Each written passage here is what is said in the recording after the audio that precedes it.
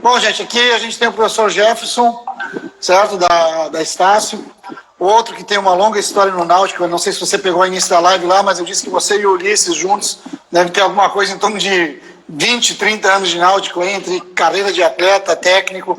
Então, vocês têm uma longa história no esporte do Ceará. E para a gente que é da natação cearense, é um grande privilégio ter vocês dois em duas grandes instituições de ensino superior, cada um fazendo o seu trabalho de forma diferenciada. Você não está mais na ativa como técnico, esperamos que um dia possa retornar. O Ulisses ainda retornou agora com a equipe do UFCE. A gente espera que um dia realmente a Estácio consiga entrar dentro da federação, assim como o UFCE já entrou. E dar os parabéns pelo trabalho que você vem desenvolvendo, não só na Estácio, mas também, especialmente por você ter sido o cara que levantou o polo aquático aqui de novo, há 10, 12 anos atrás, sei lá quanto tempo foi. E a gente precisa disso de novo. Então eu não vou ler seu currículo aqui, que está aqui do lado, vou deixar você se apresentar, que é mais legal. Então eu vou pedir para você se apresentar e que você fale também brevemente assim, sobre essa paixão sobre o polo aquático e o que você acha hoje da atual situação. Bom, primeiramente agradecer aí a oportunidade, né? É uma iniciativa interessante da FCDA, né? Agradecer aí o Sanches pelo convite, é uma honra estar falando de natação, né?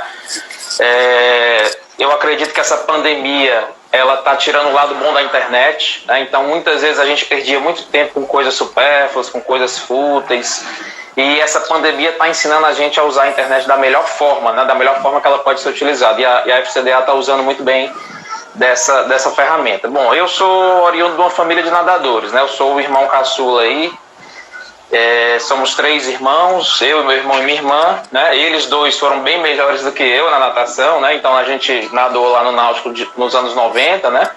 Basicamente chegamos no Náutico em 1991. Então eu tenho 7 anos como treinador de natação do Náutico, né? E também fomos coordenadores lá da parte aquática, mas no polo aquático eu comecei em 2008, né? Como treinador. Então, somando tudo, eu tenho 26 anos de Náutico e 35 anos de vida, né? Então, o Náutico realmente é uma condição assim, não dá para falar da minha história sem falar do Náutico. E a natação acabou trilhando todo o meu caminho profissional, né? Então, a natação despertou os meus valores, minhas amizades, né? Meus hábitos, e fez com que eu escolhesse a educação física, né? Embora não tenha sido um atleta, né, de um bom porte, né, em termos de conquistas, nadei durante a vida inteira, né? Segui uma rotina de atleta durante a vida inteira e isso a gente carrega pro resto da vida. É verdade. E como treinador, logicamente, eu tive uma carreira, né, bem mais vencedora do que como atleta, né? Então me orgulha muito nessa parte de treinador e sinto muita falta, né? Hoje eu sinto muita falta disso, mas eu estou muito bem também onde eu estou, né? Mas sinto muita falta e quero voltar. Então nesse caminhar aí a gente fez educação física, né, na UES, depois fizemos uma pós-graduação em treinamento esportivo na UES. Hoje eu sou mestrando em Ciência do Desporto, né, lá na UTAD, lá em Portugal, na cidade de Vila Real. Pretendo estar terminando aí até o final do ano, do mestrado, finalmente, né? A gente está com esse problema da pandemia, a alta do euro, né? O euro está absurdamente caro, então dificultou bastante aí a minha conclusão do mestrado, né, da parte financeira. Esperamos que tudo isso passe. E no meio termo, né, nesse meio termo, a gente começou com um trabalho no polo aquático no Náutico em 2008, né? Na verdade em 2007. Né? Em 2007 eu fui voluntário no Náutico e a gente trabalhou lá de graça porque queria aprender realmente, né? Foi na aventura mesmo. Parei de nadar em 2005 e engatei no polo aquático. Então a gente começou esse trabalho em 2007, né, como voluntário, e já conseguimos algumas conquistas, né, nesse primeiro ano. E aí em 2008, na época era o presidente Guedes, né, e o Rui do Ceará, a gente pediu para se tornar funcionário da casa e prontamente eles atenderam porque viram, né, o trabalho que a gente tinha feito em 2007 como voluntário. E aí a partir de 2008 a gente ficou realmente oficialmente sendo treinador dentro do Náutico. E aí em 2010 o professor Ulisses, que falou aí brilhantemente antes de mim sobre o esporte universitário, ele passou no concurso público, né, onde ele está hoje no IFCE, e a gente assumiu também aí a questão da coordenação e das equipes principais de natação. E aí tudo que eu queria, né? Eu era nadador, comecei a trabalhar com polo e queria muito uma oportunidade na natação. E essa oportunidade já chegou logo no ápice da carreira dentro de um clube, né? Então a gente conseguiu ser coordenador e treinador E eu sinto muita falta dessa época, né? Então foram momentos muito importantes, né? Inesquecíveis na minha carreira. Foram 7 anos aí à frente da equipe de natação do Náutico. Nunca fui pesquisar a fundo, mas no primeiro ano, né, com 25 anos, a gente ganhou o aberto. Creio que talvez eu seja um dos treinadores mais jovens, talvez o mais novo, ou com certeza um dos mais novos, né? Eu nunca fui pesquisar esse dado, né? Mas com 25 anos a gente conseguiu ganhar aí o primeiro campeonato absoluto na frente da equipe. Então, o papo com você é sobre treinamento, entendeu? Acho que tem alguns atletas aqui também já assistindo a gente. E é uma coisa interessante a gente falar sobre periodização do treinamento. Eu também sou técnico de natação, né? Então é um assunto que também me interessa muito. Não sou somente gestor, não sou presidente da federação, mas antes de mais nada eu sou treinador de natação. E periodização é uma coisa interessante, né? Porque o atleta acha que tem que estar sempre em forma, que descanso não existe.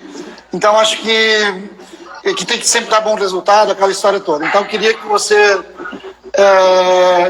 explicasse um pouquinho para a gente como é que funciona essa questão da periodização, como é que são divididos os ciclos, como é que, brevemente, para os atletas e para quem está nos assistindo, como é que é essa questão da periodização de treinamento. Eu vou tentar falar numa linguagem mais palpável para os atletas, mania de professor universitário. Para os atletas entenderem, né, devem ter vários atletas aí online, né, então vamos tentar falar de uma maneira mais básica que todos entendam. Mas eu acabei me esquecendo de falar da minha parte acadêmica, né? O professor Ulisses foi quem me abriu as portas no ensino superior, né, lá na FAMetro. Foi minha primeira oportunidade. E eu agradeço muito, sou eternamente grato a ele por essa oportunidade de iniciar na vida acadêmica, né, lá na FAMetro. Logo depois eu passei no concurso na UFC, e aí eu fui professor substituto de natação, e depois surgiu a Estácio em 2015. Né, e na Estácio a gente teve uma alavancagem meteórica lá dentro, né, em pouco tempo eu passei a compor a coordenação do curso, hoje eu sou coordenador adjunto do curso, e sou coordenador de pós-graduação, né, de Biomecânica e Fisiologia do Exercício. Vamos falar agora de treinamento, né, concluir aqui a minha apresentação. Então, assim, eu acho muito importante, né, todos os atletas entenderem o processo. Eu acho muito importante. Às vezes o atleta, ele treina e ele não sabe o que está fazendo. Ele não sabe por que está fazendo, ele não tem senso crítico. E eu acho que isso dificulta o processo. Tá?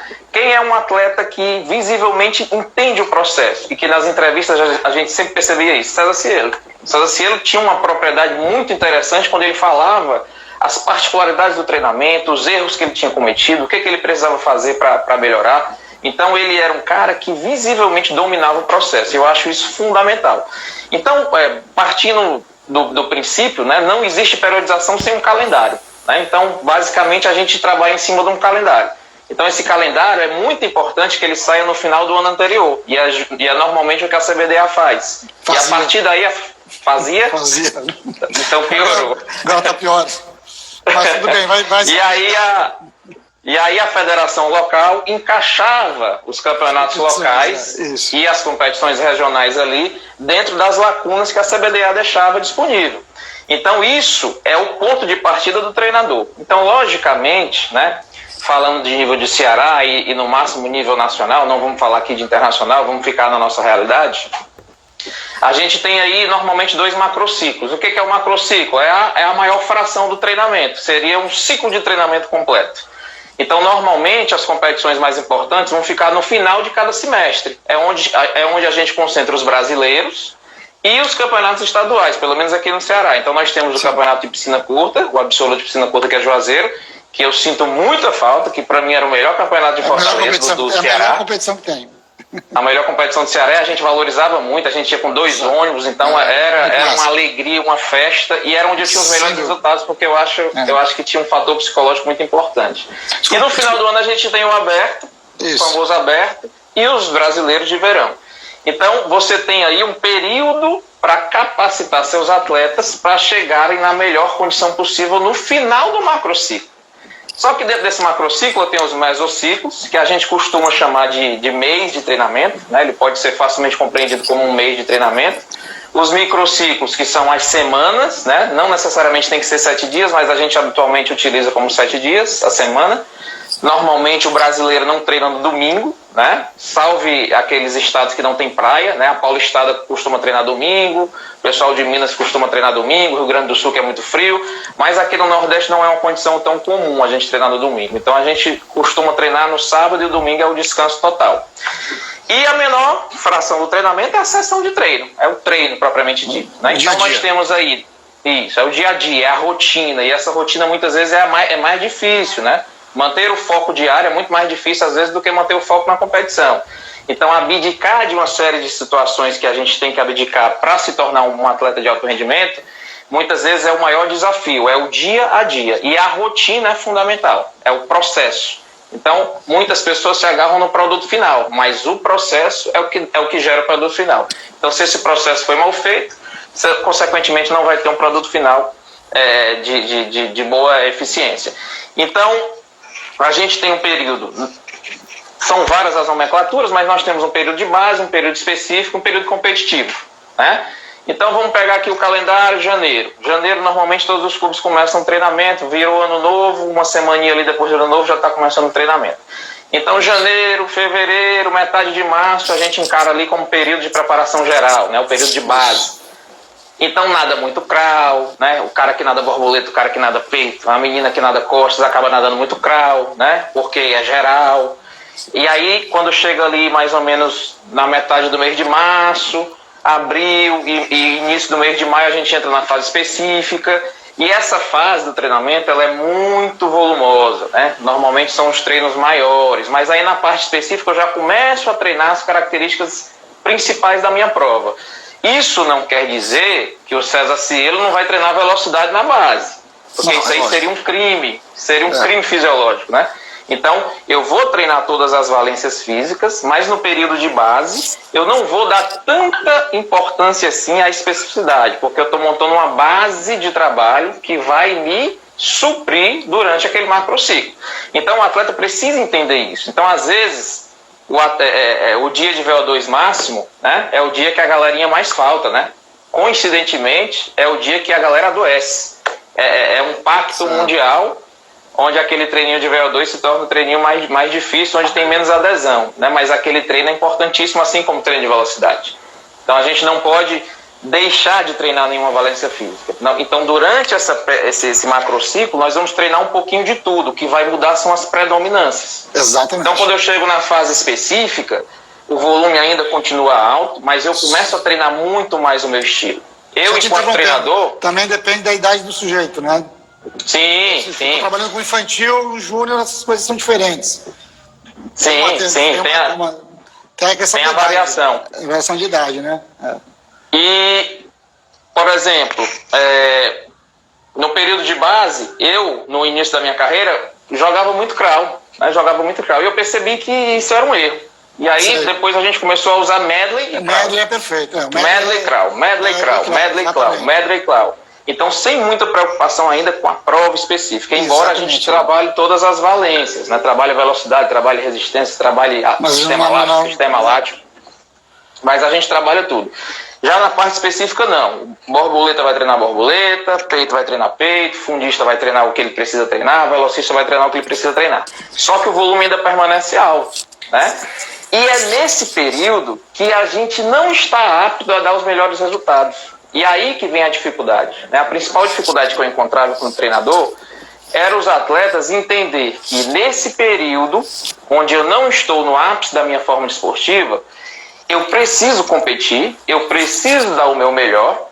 Toda competição é uma oportunidade de dar um bom resultado, de dar o seu melhor, mas muito provavelmente, nessas competições que a gente vai passar por cima, literalmente, a gente não vai ter boas performances em termos de tempo. Isso. Mas eu consigo treinar estratégias, eu consigo detectar potencialidades, eu consigo detectar fragilidades, eu consigo mexer na estratégia, ver o que deu certo, o que deu errado. Então o atleta, muitas vezes, quando ele sabe que ele não está na plena forma, ele não consegue mentalizar, dar o melhor naquela condição.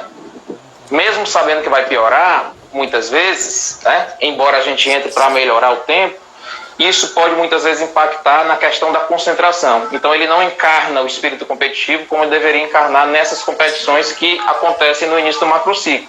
Mas essas competições são fundamentais. Competir é um grande treinamento. Então a gente precisa estar sempre competindo. Desculpa te interromper, que eu ia dizer, às vezes uma competição dessas, ela entra no teu programa de treinamento. Eu não sei se tu era do tipo de treinador que fazia isso. Eu não cheguei a fazer porque eu nunca tive atleta nesse nível, mas tem treinador que, por exemplo, se tiver uma etapa de competição sábado à tarde, ele faz um treino de manhã, numa competição dessas que ele vai passar por cima. Faz um aeróbico de manhã, faz o volume de manhã e de tarde vai para a competição para fazer um treino anaeróbico, para mandar 3, 4 provas e fazer um treinamento mesmo, para ver em que pé que tá a coisa. Entendeu? Naquelas competições que sempre aconteciam no Náutico, eu cansava de terminar o treino na hora que o aquecimento ia começar da competição. Então a galera nem aquecia, só fazia descansar um pouquinho para competir. Nadava 4 mil era uma competição treino. Aquela competição fazia parte do treinamento. Então, o atleta muitas vezes ele não entende esse processo, porque o nosso corpo não é uma máquina, ele não é uma calculadora, ele não funciona na hora que a gente quer, existe todo um processo e o treinamento ele é fisiológico, a gente está mexendo com o organismo, a gente está indo no limite, né? A gente não pode perder a mão ali, porque se a gente perder a mão, o nosso atleta fica doente. Né? Então eu sempre fui um treinador que nunca me apeguei tanto assim com volume, tenho que fazer 6 mil todo dia. Eu nunca tive esse apego, né? Então tinha dia que o treino dava 2.500, tinha dia que o treino dava 7.000. E a gente ia nessas alternâncias, trabalhando todas as valências. Exatamente. Era aquela sequência de estímulo, recuperação, estímulo, recuperação, e a semana ela era ondulante. Não sei se o atleta Caio Aragão está me assistindo, mas tem 10 anos que eu tento explicar isso para ele, que não é só volume, tem que ter intensidade. Espero que ele esteja me assistindo. Vai lá, Jefferson. Então, o que o Gustavo Borges nadava na época dele para nadar sem livre era o dobro do que o Cielo nadava para nadar o mesmo sem livre. Então a gente evoluiu muito em qualidade. Durante muito tempo a gente ficou escravo do volume. Né? A gente nadava demais. Então hoje a gente tem muito recurso. Eu nadava 18 mil em 82. Não existe um negócio desse mais. Mas era o que se tinha de mais moderno na época. A gente não pode jogar o passado com os olhos do futuro. Lógico que não. Era o que tinha de melhor. A gente tinha comentado de falar sobre dificuldades enfrentadas ao longo do planejamento. Você já falou? Eu já estou falando, já. Já está falando. Mas eu tenho uma coisa, que era do tempo que eu trabalhava com equipes federadas, você falou do macrociclo, acho que isso dá pano para manga, para uma outra live, inclusive. Porque quando a gente fala da nossa realidade, vamos lá, eu tenho um atleta que não vai nadar campeonato brasileiro no segundo semestre. Eu tenho o aberto em dezembro. Mas eu tenho o Walter Figueiredo na metade de setembro, que é um regional, que tecnicamente é um evento mais importante do que o nosso aberto. Então eu tenho que dividir, eu me obrigava sempre a dividir o segundo semestre em 2 mini macrociclos, porque eu tinha que fazer o cara dar resultado no Walter, no final de setembro, e segurar ele até novembro, dezembro, motivado para nadar aberto e dar bom resultado. Isso é uma dificuldade do nosso calendário. Isso é um problema. Isso aí era um problema. Isso é um problema do nosso calendário. Entendeu? Porque é difícil você manter. Porque depende muito do clube que você está inserido, né? Então, no Náutico, como a gente sempre rivalizou com o BNB, ganhar as competições, então a gente era cobrado para ganhar as competições de pontos, né? Principalmente o aberto do final do ano. Então, a gente tinha um mês e meio antes, um regional, onde o atleta investia dinheiro, onde ele tinha que se onerar, ele queria ganhar uma medalha no regional, e se eu acabasse o treinamento ali, eu ia comprometer o aberto. Então, era uma situação onde eu dava uma mascarada. Então, eu fazia uma micro-preparação, eu diminuía drasticamente o treinamento 2 semanas antes daquele evento, fazia um micropolimento. Então, eu dava uma leve acréscimo na performance. Hoje eu consigo estar mais isento, né? Porque eu não estou à frente de um clube, sinto falta, quero voltar, né? Tô aí disponível. Eu jogava limpo. A gente fazia esse processo, a gente viajava para essas competições, sabendo que não estava no 100%, mas estava muito próximo, porque a gente porque já estava entrando no período competitivo, normalmente os regionais. Então o período competitivo é onde a mágica acontece, né? Onde você se sente leve, onde você começa a dar bons resultados, onde você baixa tempo no treino, né? E aí, voltando só para aquele assunto que eu estava falando, os pais às vezes não entendem, né? O meu filho vai nadar e piorou. Meu filho está nadando várias competições e piorou. Só que é isso que a gente precisa entender, é o processo, né? Ele está sendo lapidado, a joia está bruta, né? Naquela competição que ele piorou, a joia está bruta. Ele está sendo lapidado para dar resultado no final do semestre, nas competições mais importantes. Então, quando eu tenho uma equipe pequena, que eu não tenho a obrigação de ganhar um evento de clube, fica mais fácil ainda de eu fazer esse trabalho individualizado. Eu consigo homogeneizar mais esse trabalho e eu consigo focar mais no atleta que vai para um brasileiro específico. Quando eu tenho uma equipe grande, como era a minha realidade, que eu tinha 40, 50 atletas, dependendo da época, eu tinha que fazer todo um trabalho para tentar que todos nadassem bem os campeonatos locais e que aqueles que se destacavam a nível de brasileiro também nadassem bem os brasileiros. Então era uma saladazinha mista que a gente tinha que controlar e às vezes eu entrava num polimento de 3 semanas que eu não gostava, por causa que a competição às vezes ficava um em cima da outra. E aí fica tudo amontoado, né? E aí o lastro de uma competição servia para outra e vice-versa, né? A que viesse primeiro, na maioria das vezes, era a que tinha melhor resultado.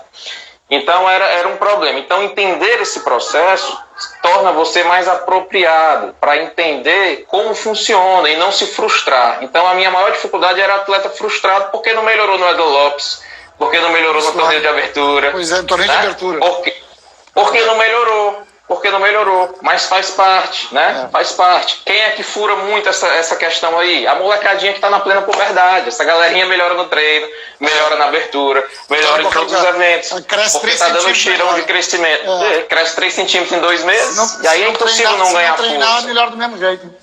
Exatamente. Até treinando ruim melhora. Melhora, exato. Mas aí quando você chega ali nos 14, 15 anos, a coisa começa a ficar mais estática. É mais sério. E aí a gente tem que ter convicção do processo. Deixa eu te fazer uma pergunta aqui. Tem uma pergunta aqui para tu responder, vou deixar ela para o final. Mas, assim, rapidamente, assim, em 2 minutos, como é que você enxerga a natação competitiva do Ceará hoje? Assim, em 2 minutos. Sem ser muito pessimista, pelo amor de Deus. Não, tranquilo. Eu tenho coisas boas para falar, tenho críticas a fazer, né? Lógico, hoje eu consigo estar mais isento, né? Porque eu não estou à frente de um clube, sinto falta, quero voltar, né? Tô aí disponível, de repente se surgir uma oportunidade. Mas, assim, na nossa época, né, em que eu polarizava ali BNB e Náutico, e as reuniões acabavam sendo polarizadas, né, semelhante ao que a gente está vendo aí na política hoje. Eu tinha que ficar separando vocês. E aí não tinha, era um voto para lá, um voto para cá, e a gente esquecia da natação, né? Exato. E a natação ficava em segundo plano. Exatamente. Então, assim, eu vejo que hoje existe o BNB, existe o Náutico, tem o Ideal aí com o Ricardo novamente, então Edla, né? tem o Jonathan que está fazendo um bom trabalho, né? Enfim, o UFC, então eu acho o IFCE que o Ulisses resgatou, então, assim, a gente tá com a faca e o queijo na mão para pensar na natação. Então, na época que eu estava à frente do Náutico, eu falava muito em ser atrativo, né? A natação precisa ser atrativa. Os americanos dão um show nos esportes, porque eles ligam o esporte ao entretenimento. Exatamente. E na nossa época, geração 70, 80, 90, não existia muitas modalidades disponíveis para as pessoas praticarem. Então se resumia aos esportes de quadra tradicionais, natação e um judô da vida, um karatê. Então não tinha muito o que se fazer. Hoje a gente tem uma gama enorme de esportes. Hoje as pessoas têm uma vasta possibilidade de atividade física. Então, se a natação não se mostrar atrativa, ela vai ficar para trás. E eu acho que a gestão atual da federação, ela deu uma guinada nesse sentido. Então, você está sabendo que eles... Você, sem desmerecer o trabalho da Ione, porque é uma injustiça muito grande a gente comparar. 8 anos diretor dela, pelo amor de Deus. Porque a Ione pegou uma situação crítica, precária, né? Porque teve muitos problemas durante o percurso, né? Exatamente, e eu acho a gestão anterior muito boa, não tenho nada, nem um pingo a falar de crítica. Mas vocês pegaram uma federação um pouquinho melhor do que ela pegou, né, logicamente, e vocês estão, eu vejo que você está dando uma cara diferente, né? A gente está vendo a FCDA mais presente nas redes sociais, mais evidente, fazendo ações diferentes. Os vídeos que vocês fazem é muito bacana com os drones. Enfim, isso tudo chama atenção. Isso é tecnologia, isso é entretenimento. Isso é se tornar mais atrativo. Essa é a ideia, fazer mais atrativo. Mas a gente caiu muito no número de atletas, né? As competições estão muito vazias, né? Que é difícil. Principalmente isso é um problema. Base. Principalmente no mirim petis. E aí, voltando para a parte que nos cabe, né, enquanto treinador, eu acho que os treinadores têm que pensar a natação, né, e não o meu clube. Exato. Essa bandeira eu tentei levantar, mas na época era muito polarizada, era difícil qualquer discussão nesse sentido. Eu acredito que hoje vocês têm um caminho mais flexível para tratar sobre isso. Então vocês têm que pensar na natação, porque lá na frente, quem quer viver de natação, né, do jeito que a coisa vinha, era capaz de não ter campo de emprego mais para ninguém. Então eu fico feliz do Ulisses ter falado aí que as universidades estão buscando profissionais na FUS, para a FUS indicar. Então é mais um campo de trabalho que poderá estar aparecendo. E a gente precisa se aproximar da academia. Quis o destino que todos os professores de universidade se afastaram da borda da piscina. O Ulisses está voltando. Eu me afastei, o Daniel Góes passou no concurso, acabou deixando de ser treinador. Exato. A Ione era professora universitária, né, mas não está mais na borda da piscina, enfim. E a gente tinha a faca e o queijo na mão. E eu falava sempre, vamos fazer palestras, vamos montar seminários, vamos trazer mais conhecimento. E a gente, vamos se limitar menos a só competir, organizar competição e votar regulamento. Que basicamente era o que a gente fazia. As reuniões da federação era para votar regulamento. Isso. E era o regulamento que melhor me favorecia, né? Se ia me prejudicar, se não ia. Então a gente tem que pensar maior, né? Então eu coloco a Estácio à disposição, né, para manter essa parceria que a gente já tem. O que for possível, eu vou estar sempre junto para ajudar. Eu não saí totalmente, eu sou diretor de Polo Aquático da Federação, eu estou lá no grupo do WhatsApp ainda dos diretores. Eu não estou mais na borda da piscina, não consigo ir nas competições, mas morro de saudade. Mas eu acho que a gente tem que pensar o esporte, torná-lo atrativo, e vocês estão no caminho, tá? E os atletas têm que pensar grande. Eu sinto que os nossos atletas não conseguem pensar tão grande. A gente percebe que todo ano tem algum atleta do Ceará ganhando medalha brasileira. Todo ano. Eu não me lembro de nenhum ano a gente não ter tido um atleta do Ceará ganhando medalha brasileira. Isso, mas é o fora da curva. É o camaradazinho lá que é o fora da curva. Tivemos aí a Júlia Newton, a Amy, Luiz Altamir, a Vitória, tem esse menino que é bicampeão brasileiro, teve o Paulo Miguel que ganhou uma medalha no brasileiro. A Lisandra, então assim, nunca faltou, a gente sempre teve atleta participando do Troféu Brasil. Então, o que eu acho que falta nos atletas é pensar grande, é encarar essa rotina, é entender esse processo e saber o que é que tem que ser feito. E os treinadores não se acuarem. Os atletas têm que trazer também, eles têm que entrar em contato com outros atletas de outros lugares, ver o que é que eles fazem, trazer para o treinador, gerar uma discussão, não é impor nada ao treinador, mas é gerar um desconforto que busque o treinador, né, realmente buscar ali se requalificar, né, fazer algo diferente. Eu fazia todo ano algo diferente do ano anterior. Isso aí era uma doutrina, né? Eu e o Flávio, a gente sentava e falava, deu errado isso aqui, vamos mudar. E a gente mudava no treinamento. E a gente fazia a estatística, né? Sempre depois de Juazeiro do Aberto, a gente fazia a estatística de percentual de melhora. Isso aí era padrão. Então a gente sempre batia de 70% a 90% de melhora em todas as caídas na água. Só teve uma vez que bateu 70%, das outras todas eram entre 80% e 90%.